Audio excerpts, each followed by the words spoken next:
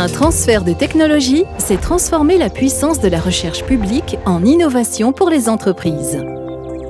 Un chercheur ou une équipe de recherche dans un laboratoire obtient des résultats de recherche et souhaite le transférer à une entreprise déjà existante ou à créer.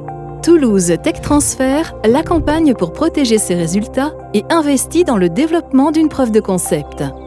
Cette nouvelle brique technologique est ensuite transférée à une entreprise, lui conférant un avantage concurrentiel et lui permettant de proposer un nouveau produit, un nouveau service ou un nouveau procédé à destination de son marché. L'exploitation de la licence par l'entreprise génère un revenu qui permettra de financer les recherches dans le laboratoire et les inventeurs.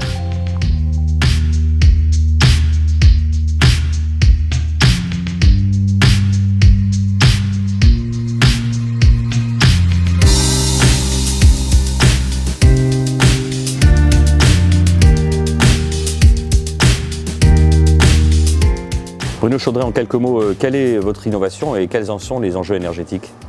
Alors en 2 mots, il s'agit d'utiliser l'induction magnétique que l'on connaît bien sur par exemple les plaques chauffantes et d'utiliser ça en catalyse pour transformer le CO2, le dioxyde de carbone, en méthane. Les enjeux énergétiques, c'est premièrement le stockage des énergies intermittentes. Et deuxièmement, le fait que l'induction magnétique est le meilleur moyen, possède la meilleure efficacité énergétique pour chauffer un catalyseur. Quel a été le contexte qui a amené à une comaturation avec Terega et Toulouse Tech Transfer? Alors c'est un contexte qui a duré pendant pas mal d'années puisque c'est le résultat d'une recherche purement académique, en particulier financé par l'ERC.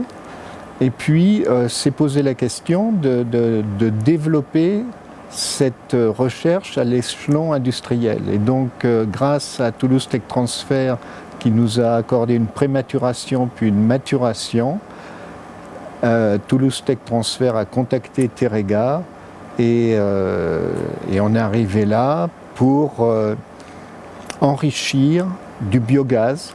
Le biogaz contient à peu près 2/3 de méthane et 1/3 de CO2.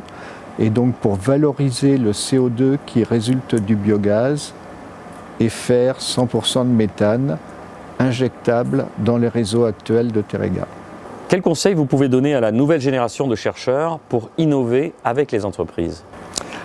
Alors pour moi, il y a 2 types de collaboration qu'on peut avoir avec des industriels.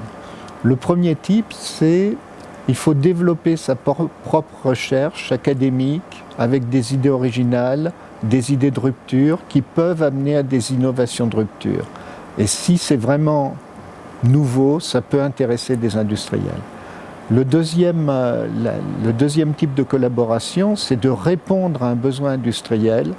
Et là, dans ce cas, je conseille vivement de traduire cette demande industrielle en nouvelles recherches fondamentales. Et ça, j'ai pu expérimenter les deux.